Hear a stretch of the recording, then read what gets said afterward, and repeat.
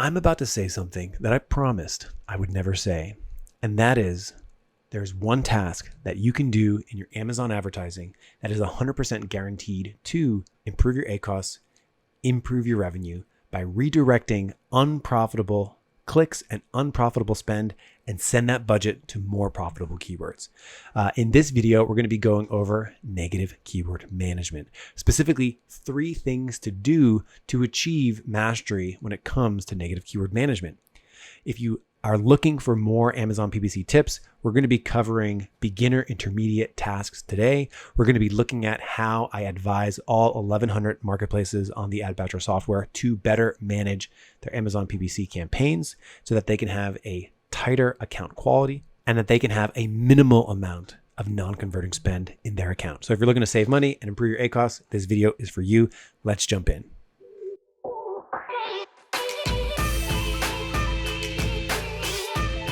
Before we go any further, I just want to confirm some vocabulary with you. What are negative keywords and negative targets? Those are basically be used interchangeably here. Essentially, negative keywords are the words or phrases or products that you give Amazon inside each campaign to basically tell Amazon, hey, I don't want to appear for this search, or I don't want to appear on this product page. Fairly simple enough.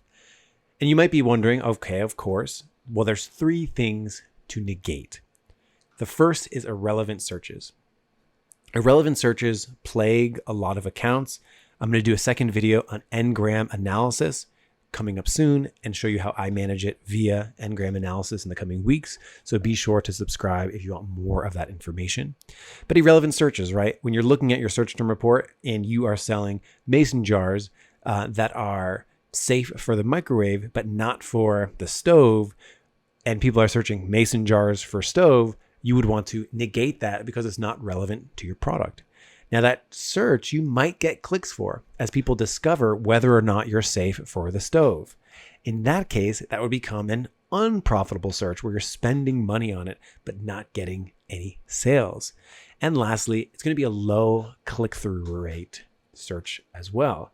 This is going to affect your overall account quality score and make it more expensive for you to get traffic on your converting terms. So a low click-through rate can occur where people are searching mason jars for stove and then they see my listing and it doesn't say stove safe in my product title and they see it, but they don't click. Then it becomes a low click-through rate search and I would want to get rid of it. Now the question that always follows this is how bad should a search term get before I begin to turn it off? This, I like to use very simple math as a general rule of thumb. You can go above, you can go below this multiplier, but it's basically a 2.5x multiplier against your average. So for example, if you typically spend 20 clicks to get a conversion and you have a keyword, a search term that got 20 clicks without a conversion, I would wait. I would wait until it's 2.5x over my average. So if my average is 20, I would wait until it gets to 50 before I turn it into a negative keyword. Now there are scenarios where I would only recommend a 2x or even a 1.7x or go as high to a 3x multiplier. Essentially what I'm doing there is I'm basically saying, is my account struggling with a high ACOS? Maybe I bring that multiplier down. Is my account too tight and I'm trying to discover new searches? Then maybe I bring that multiplier up to allow me more bandwidth. So that 2.5x number, it's an important one. Let's take a look at how I find it inside AdBadger. Okay, so here I am inside AdBadger, our staging server. So some of the data might look a little weird, but the process is going to be exactly the same. The thing that I'm going to do, I'm going to go to Ad Manager and then I'm going to view all of my search terms. And as you can see, I just loaded, the staging server has 80,000 search terms. We worked really hard to get that speed up and I'm actually pretty stoked at how quickly that just loaded. So the first thing that I'm going to do here is I'm going to basically say, well, what is my conversion rate for these search terms? And in the staging server here, I have a 48% conversion rate. The most common conversion rate on Amazon advertising is actually 10%. So here, what I'm going to do is I'm just going to put 1 over 0.48. So essentially what that means is every 2 clicks, I'm experiencing an order. So of course, this data is absolutely crazy.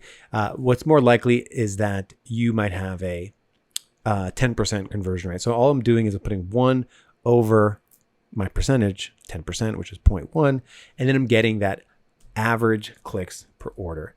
Now, all I'm going to do is multiply that by 2.5, and my number is 25. So essentially, anytime something gets over 25 clicks without an order, I'm going to add it as a negative. Now, I'll do the same thing with spend. So I'll do the same thing with spend per order. So in this case, what's my spend per order? Again, this particular account is a dummy data account. But what I would do is I would take my sales and I would put that over my orders. Again, this one's crazy, but you might see something like $20,000 in spend and for maybe 50,000 orders or 5,000 orders, something like that. There we go. So $4 per order. So essentially what we would then say is 4 times 2.5, and you would end up with 10. So that is how we would interpret that data, which is basically to put that upper limit on how many clicks something would get before we would consider it a negative, and how much spend we would spend on a search term before we consider it a negative. So that's how that 2.5x multiple factors in into play. So once we nail down that 2.5x number for our business, you're going to want to note that down and move on to the types of negatives that you can add. The first and most popular and common type of negative you're going to be adding is a negative exact match. It's going to block exactly that search. So in this example, the negative exact match keyword I would add, let's say I got 45 clicks without an order, and 45 is my 2.5x number. I would add junior tennis racket, and I'd be blocking searches from triggering my ads for searches junior tennis rackets. Now you'll notice something here. The close match variance will also be blocked. So it would block junior tennis racket as well as junior tennis rackets, as well as misspellings of them. Negative phrase match. This is where we would add a word like junior tennis rackets, and we would block all phrases with that word included, like blue junior tennis rackets or Wilson junior tennis rackets.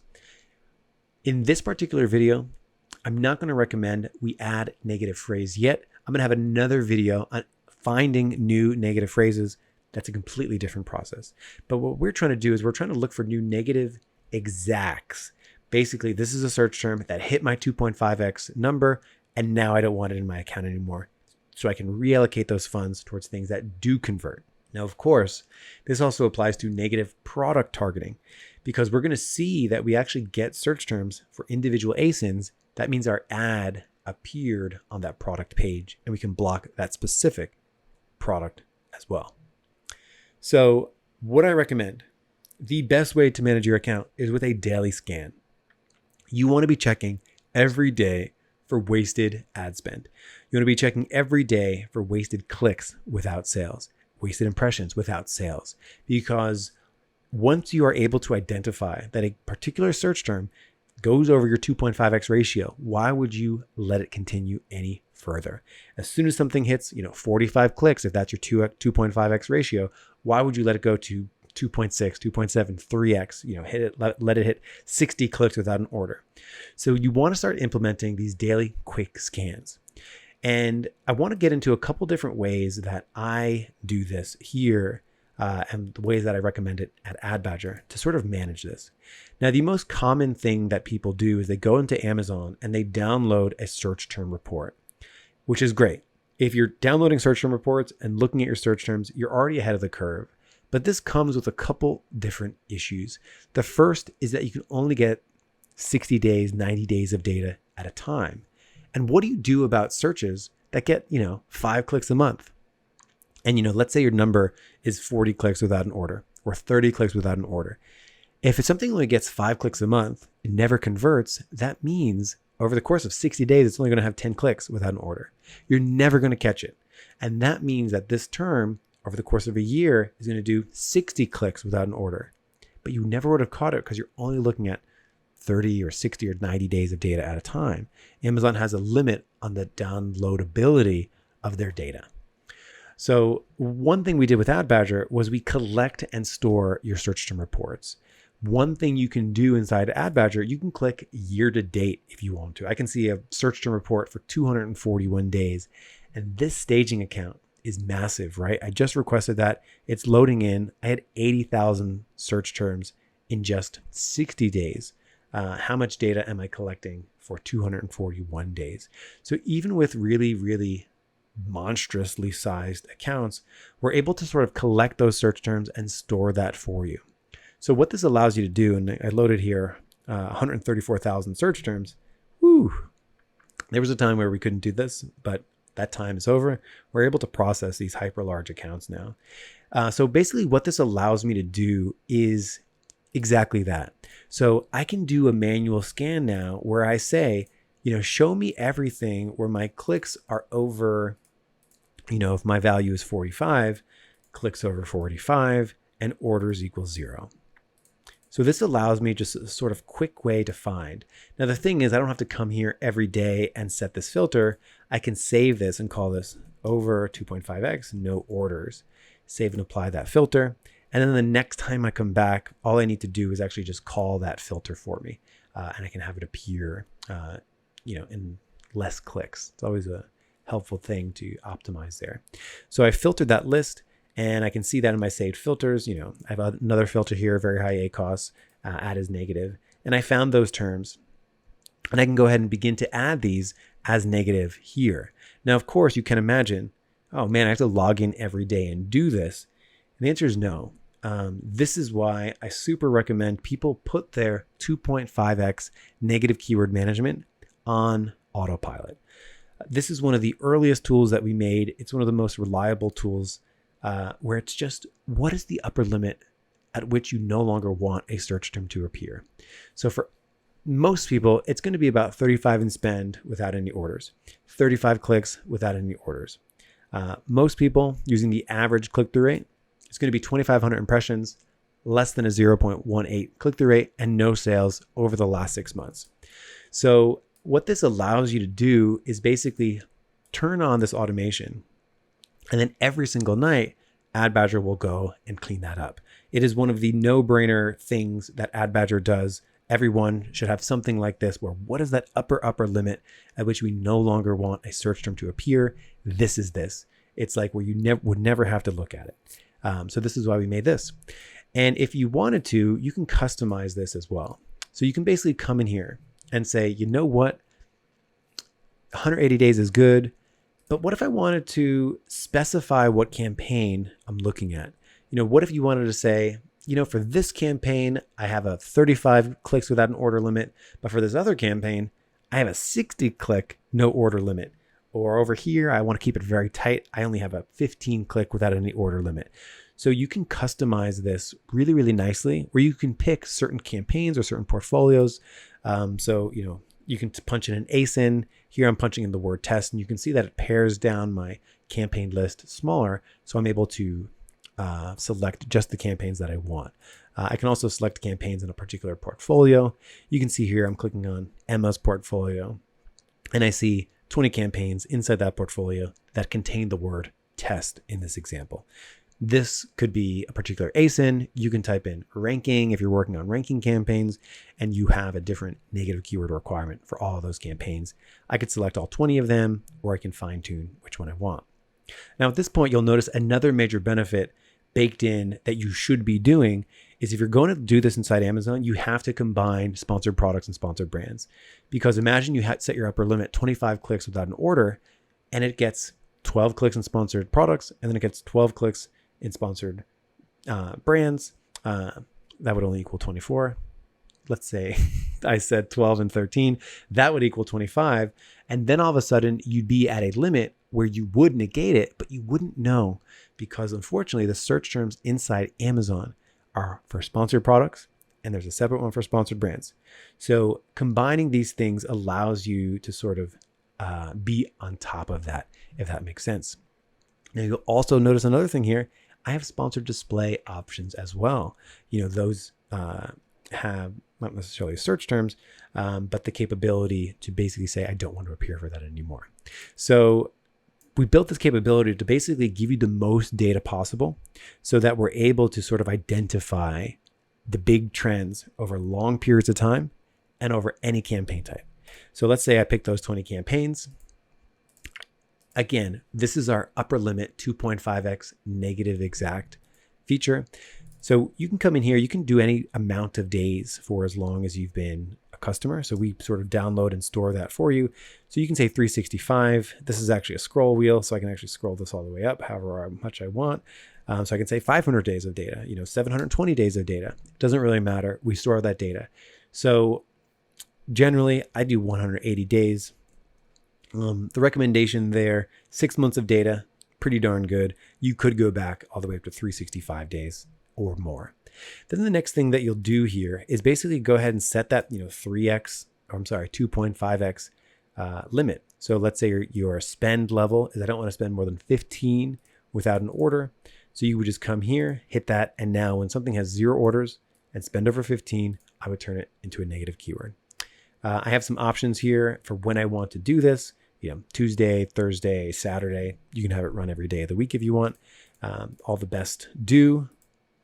And you can come in here and name that automation. So, whatever these 20 campaigns, I call it like ranking, campaign, negative keyword, management. I would then hit that rule and it would create that, and I can come back and I can sort of see, okay, this is what I was trying to do. This is where I'm blocking it. Okay, that's fantastic. I can go back and edit it if I want. And I could see the chips of sort of all the different rules that I set up. Now, a couple other cool things that are worth paying attention to. After this runs, I'm going to want to see what was added. And what's cool about this, I can see what was added. I can go into the campaign if I wanted to. I can go into the ad group if I wanted to. And I can begin to say, you know what? This triggered my negative keyword rule, and that's fine. But I actually want to keep appearing for it. So if that were to happen and you actually wanted to keep appearing for a term that hit your negative keyword rules, we actually have something called the never negative, where this is a really cool feature. Now, in general, we designed this tool to be sort of the upper limit at which you'd never want to appear for something again. But let's say you still wanted to appear for it, like in a ranking campaign or a competitor campaign. So if I'm Nike, I might type in Adidas. And you know what? I always want to appear for Adidas. So never add it as a negative exact to a particular ad group. And then I would just pick that ad group where, hey, I always want to appear for Adidas, so don't add it. And that is really every single day how my negative keywords get managed, where I know I have an upper limit. I know I'm never going to let anything go across this line in the sand of a 2.5x multiple for most situations. And basically it keeps my account in check. I never have to worry, oh man, I'm going to open up my search term report one day and see something with $80 in spend without an order multiplied by 10 different keywords, 800 in spend without an order.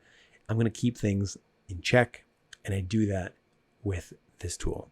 So this is how I manage my negative keyword management. Incredibly valuable for you to do.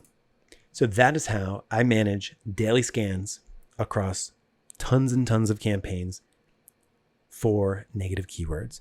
I know that all of my accounts are never going to have runaway wasted spend, runaway wasted clicks, and runaway wasted impressions because of this. This is how I manage this. If you want more information about how to manage negative keywords, we have an Ngram analyzer as well. We're going to link to that in the description here. But thank you so much for listening, and I'll see you next week here for more Amazon PPC perfection in the PPC Den.